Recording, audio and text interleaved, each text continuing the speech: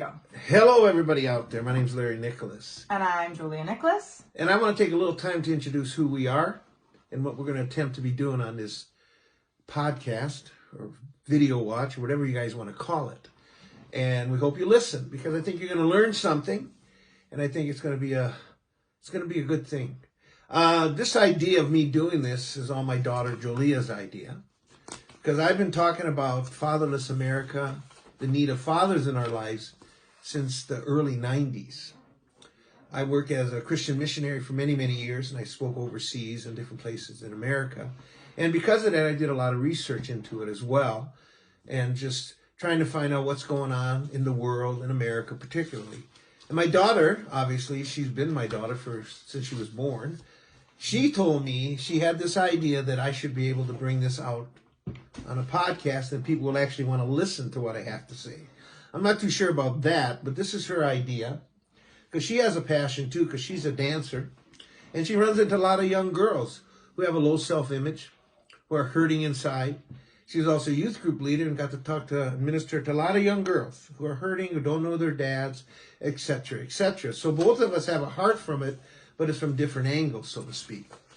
So she comes up to me one day and says, "Dad, we should do this. You can talk forever about the father heart. You can keep talking and talking and talking." And I said, excuse me, I said, "Yeah, I can talk a lot, but is anything worth listening to?" She says I could. She said, "You can talk for days about it, Dad. You're obsessed with the whole idea." And that's what she tells me. And I said, "Well, I am obsessed with it. And I'm going to share my obsession with you guys. And hopefully you'll get something out of it. And we're going to move ahead. Because I believe fatherless America, or living without fathers in our home, is at the root, or it plays a factor in many different things and many of our social ills right now. And I'm going to share you some statistics right now to kind of let you know what I'm talking about here.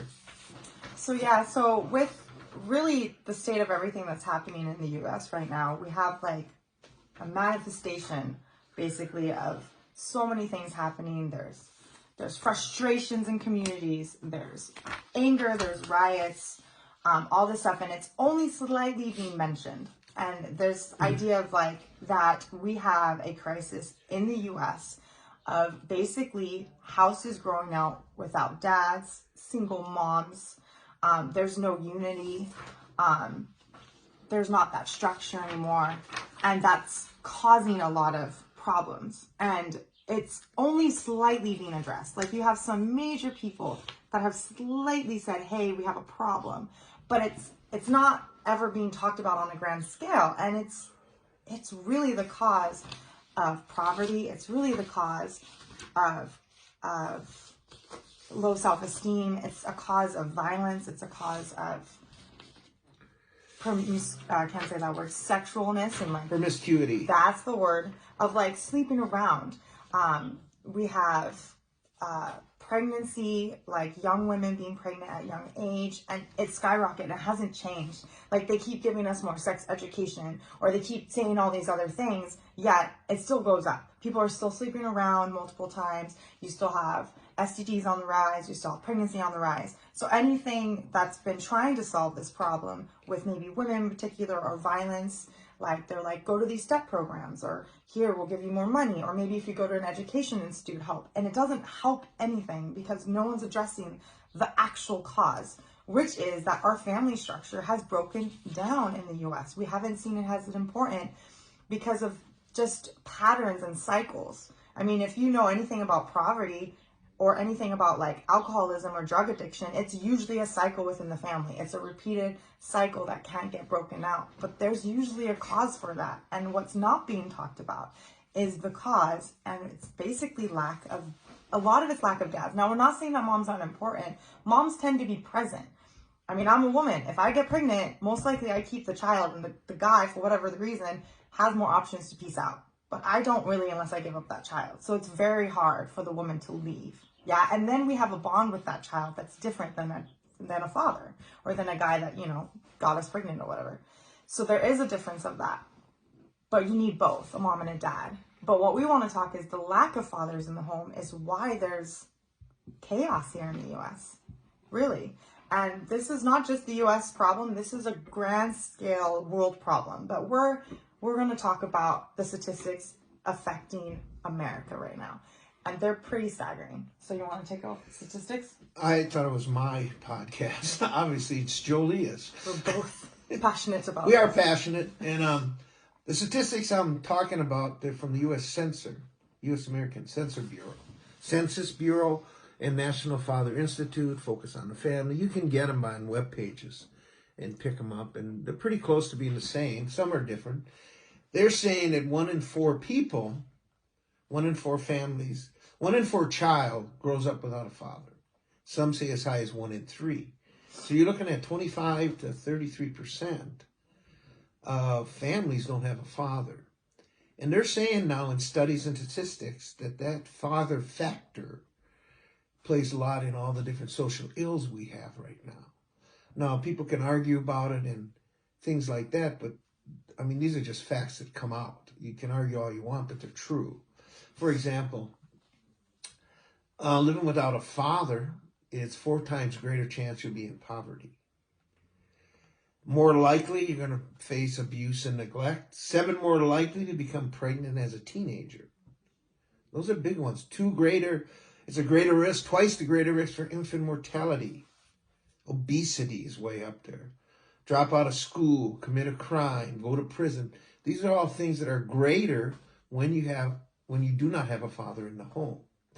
And statistics started getting bad back in the 90s, 1990, 1995, when it started going up to 25, 26%. And now it's at 26.5% of all families live without a father present in their home. That was in 2018. So that's 1 in 4, a little better. And with certain ethnic groups, it's higher. The black community, they're up to like 48% or 41%. That's a lot. That's like almost half. And the statistics started in the 90s and they stayed pretty much the same, 25, 26, 27%, and all the way down. Now, this is not saying that one ethnic group is worse than the other. We're just saying what's there. And we need to do something about it. And you can't just keep building prisons, for example, and think that's going to solve any problems. No, because by the time they get there, the problem's already there. We can't put Band-Aids on things. We need to look at why we do what we do. And hopefully we'll get to the point that we can change it. We can do something to change it. And the statistics are really staggering. So I read a book back in 95 or somewhere in the 90s, written by a guy named David Blackenhorn. And this is when it began to really take root in me more and more, that this fatherlessness isn't just something that's read about in the Bible. It's actually something that's affecting the entire world. And he wrote an interesting statement that I've always kept. And it said, death kills men but sustains fatherhood. Abandonment sustains men but kills fatherhood. Death is more personally final, but departure is more culturally lethal. Now, these are strong words. From a societal perspective, the former is an individual tragedy and the later a cultural tragedy. Because what happens when a father dies, and he's been a good dad, then that memory keeps going on. The ma talks about him. Your dad was here. Debbie's dad died, my wife, and she would bring up, well, if Tide was here, that was his name. He would like it. He'd be here. He'd be happy and stuff like that. But through divorce, and, it's usually not a good thing, you don't bring up the guy. Or if you never even married the man. And those go on and on. So it's not good. Even cohabitating parents, they split up at, like 1 in 4 of them split up before the kid reaches 18. So not that they're any worse, because sometimes a cohabitating parent's a father's a good man. Does really good. But just they split up too. So it isn't any better to live together and think that's going to prepare you, because it doesn't. And nowadays we live in what they call a divorce culture, where it's pretty well acceptable. And I'm not blaming anybody if they got a divorce, saying it's unpardonable sin, but it is acceptable. I was born in the 50s, which it wasn't that acceptable, and didn't make it necessarily better. Some women suffered silently and all this other stuff. So I'm glad things are changing and how fathers are more involved now than they used to be even. Now it's different, but we haven't really dealt with any of the issues. For example, a son, he looks to his dad as a model of what type of man he's supposed to be, how he relates to women. And without a father in the presence, without a father in the home, he's going to find somebody else to copy. Didn't you say that? Didn't you read one time too about how Hitler recruited people and how ISIS recruits people? Yeah, in his book, The Boy Crisis, he goes in to explain how most of ISIS fighters are fatherless. There's already been statistics about the boy soldiers in Africa, how they ripped out of their homes or their fathers have been killed and they become mercenaries. And it's fatherless fathers. Hitler Youth, that was a big thing if you study some of that. People gave kids to Hitler and he took them from fatherless homes, and the camps he ran were survival of the fittest. And if you were weak or whatever, they'd beat you and sexually abuse you. And it was all brainwashing to do whatever Hitler wanted him to do. And soldiers in World War II would say they would attack them and they would have to kill them or they wouldn't stop fighting. That's how committed they were and crazed they were about it. And the soldiers would realize it was like killing their own son. So it's been a bad thing. And the sad thing is people exploit the fatherless. There's perpetrators all over the place exploiting the fatherless, trying to get them to be who they want them to be, because in our lives, in our heart, there's a sense that we want to belong. And it starts out with our family. We want to belong. We want to feel accepted. We want to grow in a safe environment. Well, if that's not in the home and the father's gone, you're going to look for someplace else to grow. You're going to look for somebody who will accept you, pull you in, and there's a sense of belonging. Mm-hmm. And that's what we all want. You can say it's expression of love, or you can say that's a sense in us. We have a sense to belong, mm-hmm. to be a part of something. And that's why, if you're not got a happy home life, you go into the neighborhood, into the streets, and you're not necessarily form a gang, but you hang out with a bunch of kids and maybe you get in trouble because you don't really have any supervision, and it all can escalate and stuff like that. Now, I've also known stories of single moms that have raised pretty good kids, and they turned out pretty well, but there's still an absence of a father. And I believe we should have a male and female in the family, and each one represents a different form of love that comes into us. As a believer, a Christian, follower of Jesus, I believe that love is the father's expression through the mom and dad expressed into the kids. So you have the masculine love, the feminine love, whatever you want to call it, and it comes out and informs us who we are and the type of people we're to be. And I think that's what I'm talking about. And if you go way back, and we'll talk about that a little later, but I wanted to bring us up to date about the statistics that are out there. So, we're talking about something that's real. And this is a 2020 riots in the streets. And I don't have it. I read once that they think a lot of those people come from fatherless homes and all that. But I don't know if that's the statistics that's been proven. It seems like it would run in a pattern, but I don't know. And so basically you have a lot of problems and we're not dealing with it. Once in a while you hear politicians speak out about the family issues and how the need is strong within the families to deal with the problem. Because in a family, that's how you prepare citizens. There's like 3 things that make you a successful citizen. 2 of them I know, and one of them is high school graduation and having a 2-parent home. Those are huge factors for success. I can't remember the third one, but that's also part of it. And so it's interesting that having that safety unit at home, a place where you feel like you belong or accepted, they help guide you to make responsible choices. And that guidance will help you to graduate high school and be more successful in life, rather that if that's to go to college or to work at a job to move up or a trade school. That model gives you responsibility and boundaries. When you don't have boundaries, you just do whatever you want, right? We're like, if we're a baby, we have to learn how to walk. We're kids, we need parents to help guide us. And if the parents don't know how to guide us because their parents didn't guide them, then we're just already at kind of like a disadvantage in a way. Doesn't mean you can't be successful. I know lots of people that have proven and been like, no, I'm going to go for it. I'm going to go out. But maybe emotionally or mentally, there is still something that doesn't click, or there's patterns in their life. They might be successful, but there's patterns in their life they just feel like they can't break out of. And a lot of it comes back to just not having a dad, or having a broken home, or feeling pulled between 2 parents all the time, or whatever. Because when you look at a family, it's not the government's job or the church's job to raise your children. It is your job. In fact, it's probably the most important job we have as people, to raise our children. And for some reason, it seems like we've lost that. We don't think that's that important. Like they think providing for the family. Like you can be a father that lives at home, but still is not there. You basically go to work, come home late, and you're exhausted, and it's to, be successful in your business and company and all that, which is right. But the very fact you're working that much is the fact that you want to provide for your children. And the fact if you're not home to build a relationship with your children, they're not going to appreciate nothing when they get older.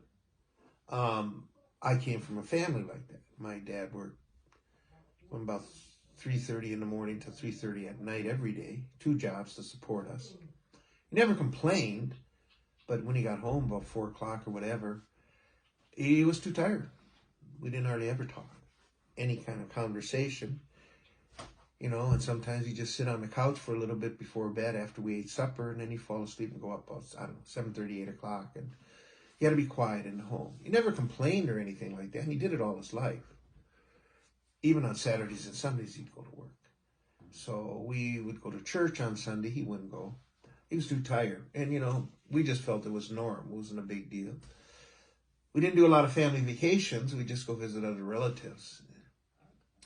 And a few weekends here and there. But he'd never come with them either. Why? Because he stayed home. When he had vacation from work, at least one job anyway, he would just work around the house all the time. Paint, fix things, everything. His whole life was just to work and to provide for the family. In a way, that's good, but that doesn't make a man a father just because he provides. And they're talking about father absence. That doesn't just include a father not being there physically. It also feels a father not being there emotionally for his children. He's just not there. He comes home, he's focused on his job, etc., etc., and he's not home. And therefore, there's not the connection you need again with your dad. So father absence also has to do with a man living at home, but he's not engaged with his children.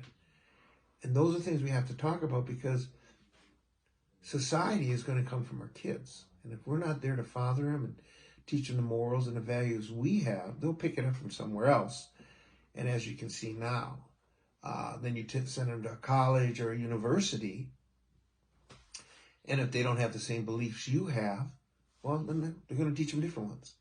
And if they don't have any contradiction on it, this isn't right, this is right, or why, it's the same. Even Christians growing up now don't understand the Bible well enough, so they can get pulled one way or the other as well.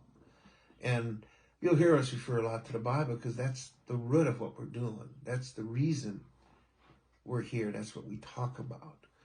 An example of this fatherless thing of a man not being there is I travel and speak a lot. So I was speaking at a class in Colorado on youth leadership. And afterwards, I'll meet privately with some of the kids and see what they're doing, how they're doing, or if they have a problem. And then I'll talk with them, counsel them a bit, and pray with them. So one guy came up. His dad was a missionary in South America. Okay, and he taught a sport. I think it was soccer. But he was gone all the time. Because the mission was higher, was more important in his eyes. And what had happened is this guy's wife died, and he wasn't around. He had gone on something, doing some work, and the son was there. So the ma died alone in ways. The father wasn't there, and he hated his dad for it. Just simply hated his dad from that time on.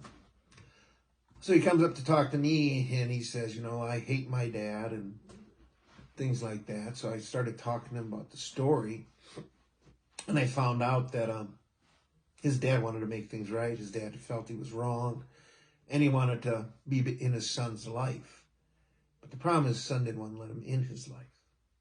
He was done with his dad. His dad failed. There was no forgiveness now. So he's talking to me about it, and he says, what can I do? I want to shake free of my dad. So I'm still angry about him every time I think about him. And I said, well, the problem is you got to forgive your dad. And if your dad wants to come back in your life, you got to give him an opportunity. And he didn't want to do that. He said, forget that idea.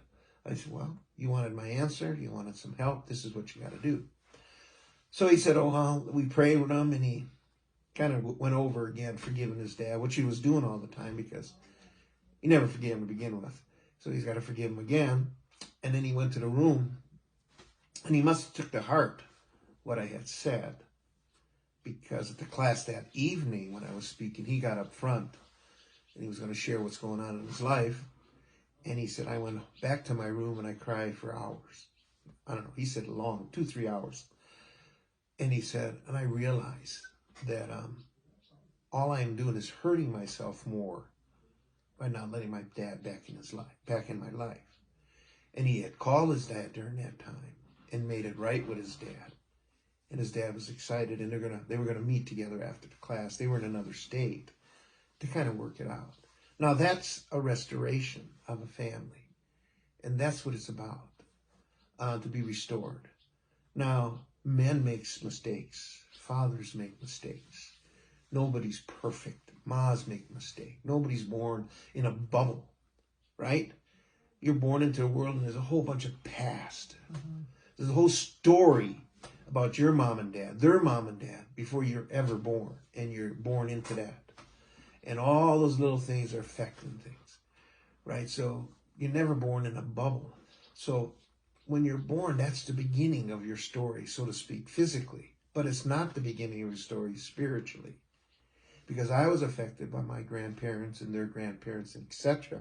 Because my grandparents came from Italy, both sets. And my dad was the first Nicholas born in America. He was the first generation, and he raised us the way his dad raised him. Yeah. And maybe added a few things. My dad never, because of the war and stuff, he never went to, and they were poor, he never went to high school. He went to 8th grade, so he felt he was always kind of dumb. So he got a job and stuck with it.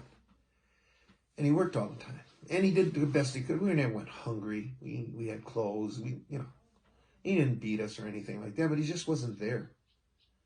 And I remember he retired, and then he started coming to my boss' baseball games. And, once in a while I'd pick him up, bring him to the game. But then he'd make a comment about I should have caught this ball or something. And I'd get really angry inside for some reason. And I was done with him. And I realized later on in my life, that's when my dad was trying to make it right. Trying to get back in our lives. And I never gave him a chance.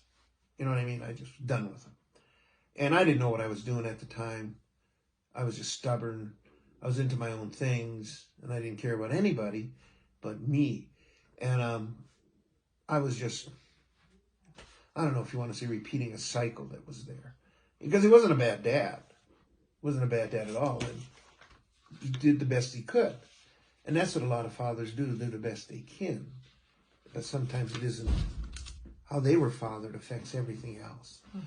So when I became a Christian, I began to study the Bible more, look into it more. And even though I was raised in a Christian home. Well, Catholic, which is slightly different. No, well, just Roman Catholic. It was just a different environment. And they were more legalistic. And I began to realize that you have to accept Jesus personally into your life. So that's what I did. And I began to feel better. And I wanted to walk with the Lord. But I knew there was hindrances in my life. Something was stopping me. And then things started to come up about the way I was raised. I don't want to get into that now. We'll get into it later.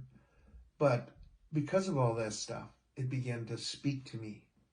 And like I said, I became a Christian in 1978. Then in the early 80s when I started to think about the Father more. And not only did you think about the Father, you started to talk about the Father.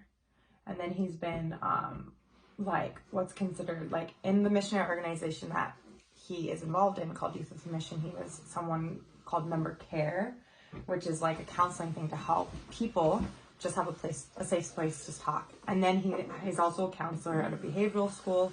And so he's been doing talking to people and helping and walking through with people for how long? 40 years? And getting up there anyway. That's for 40 sure. years. But he still looks good, right? But yeah, so a long time. So not only is it like that he studies this, is that what it is that in his walk and studying the Bible and going and talking to people about, how are you doing? How's life? These things will come up. And then usually, majority of the time, the root cause is that the family was maybe not healthy in certain ways. And we say certain ways because maybe they were in other ways, but some things were absent in that process. And I think the thing that's hardest too is because when I think of a bad dad, I think worst case scenario, like what do you do if he completely physically abused you? The thing is that we're not justifying those bad decisions, but you can be the person that begins to change that cycle and bridge something that maybe it's not possible for you as a human being, but maybe spiritually it is. But that's something to be aware of. Yeah, it's not about rejecting, but how can you change the pattern? Because these are patterns. They just become patterns. Like he said, it's generations. It's like your grandparents and great grandparents and all their situations and where they came from culturally, that all affects who you are. Because everybody's different, and everybody's past and everybody's journey is different. So you can't ever come up to somebody and approach them like a cookie cutter approach. Well, this was your background. This is where your dad was. This is where your mom was. Therefore, you're like this. You can't do that because everybody's very, very different. And different things affect different people, affects them everything. It really depends on the person, how your brain functions and everything else. And they're doing a lot of studies on the brain now even, and the left brain, the right brain, and how it gets certain patterns in our mind. Like, for example, we can develop patterns in our mind that affect how we relate to people. One of the things I notice about a father that we need to learn from as sons is emotions. We need to not be afraid to express our emotions, but we can't let our emotions control us either. And I think how our Father deals with emotions, whether it's happiness, grief, and it can get to frustration or anger, shows us how to deal with emotions as well. I was reading a little article about roughhousing with your kids, whether it's boys or girls. I used to do it with my girls all the time. But roughhousing with a boy, for example, and you're playing and, he's going and stuff, and all of a sudden he gets really rougher, so to speak, and starts smacking a little harder and things like that. Well, as a father, see, that's enough. You're getting too wild, slow it down. And what that does, it begins to teach him to regulate his emotions. Now, I never knew that until later on when I read it, that it teaches you to regulate your emotions, that you don't have to be run by him.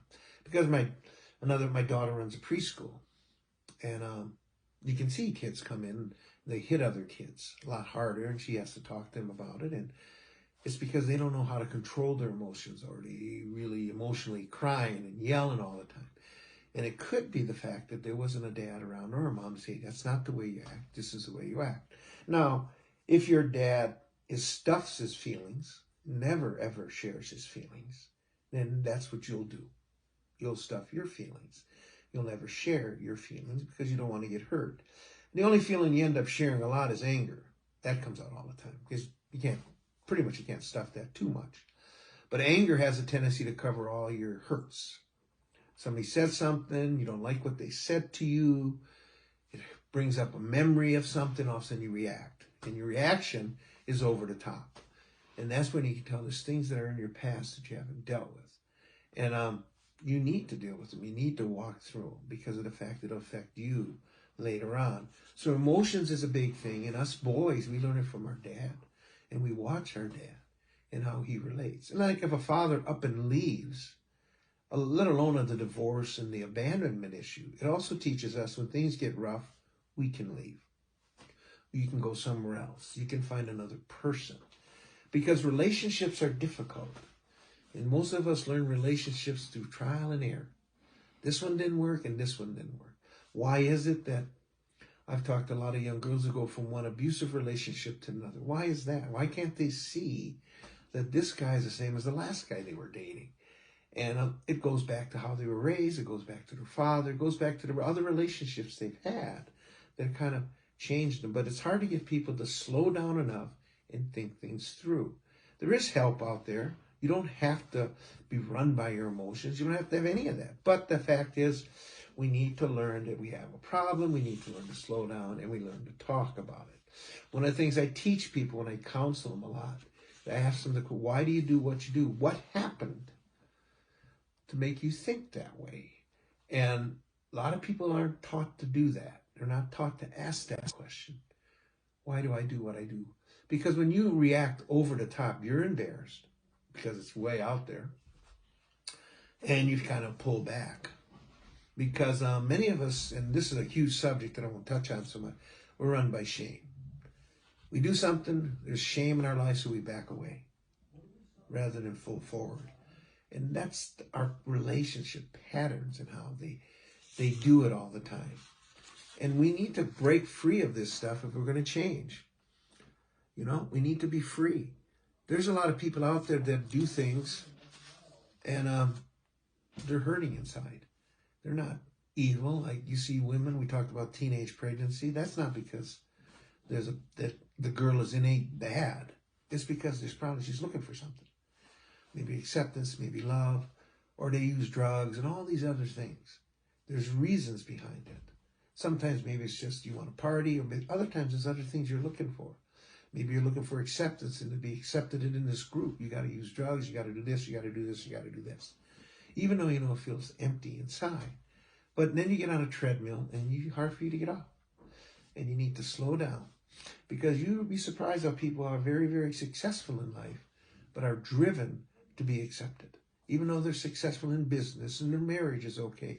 But inside, they're just waiting for everything to collapse. And that's not a freedom either. So what you look like on the outside doesn't necessarily mean you're okay on the inside. And if you don't deal with your fatherless issues, is what we're talking about, whether you're a boy or a girl, you will repeat the cycle you're in. Now you can say you won't, but in reality, that's the model you were shown. And when push comes to shove, you could go down that way again.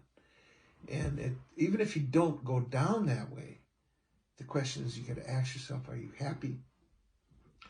What, if you have children, what father traits or masculine traits are you being passed on to them?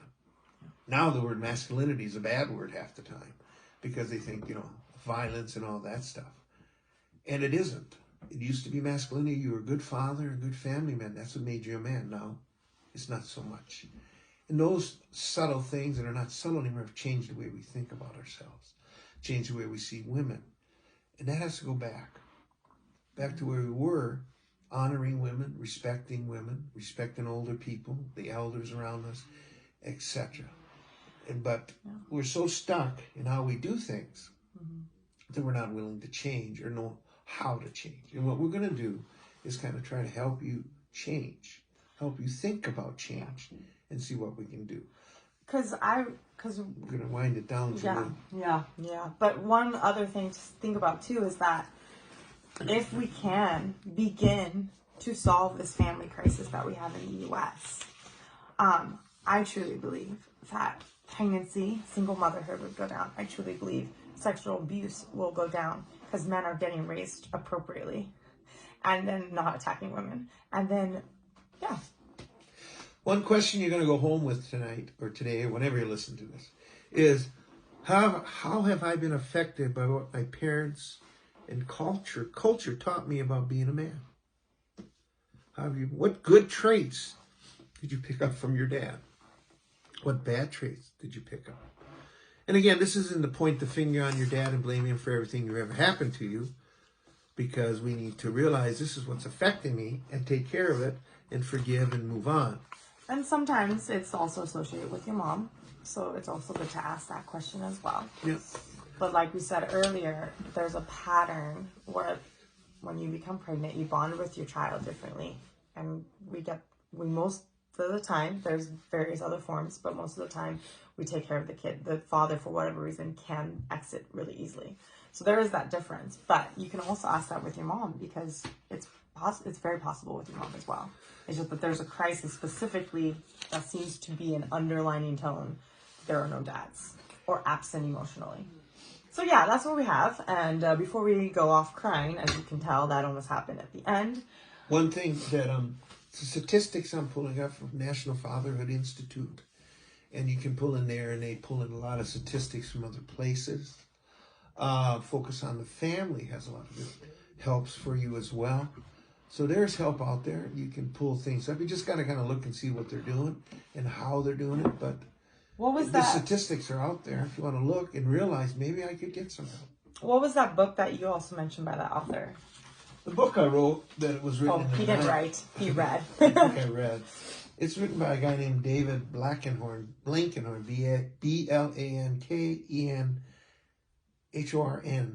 and David, Isn't he like a a psychologist? sociologist, I think. I'm not sure again. I read the book way back. He wrote it in the 90s, and it's interesting.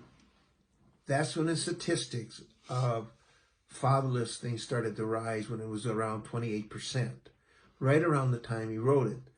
And then it's just stayed at that peak. It's went down a touch here and there, but it's never really dropped. And if we have a society that 1 in 4 or 1 in 3 children do not have a dad in their home, what will society look like 60, 70 years from now? When these things started in the 90s, this is what it's looking like now. Imagine another 20, 30 years of the same problem. Our fatherless rates will go up to 30, 40, 50%. Because now we have 1 in 4, so it's just going to multiply out. It won't. Unless we do something, it just won't go away. And you can't redefine it. You can't say, this is what a family. You can't say you don't need men or male. You can't do that. You have to deal with the problem. If men are the problem, let's talk with men. If women are the problem, don't throw them out. Let's work with us. Work with men and women to help them change and see what it is. God created us all in his image, and I'll leave you with that. And you guys have a great day. And hopefully, you'll tie in once again, and you get to listen. Take care. Have a good one, you guys.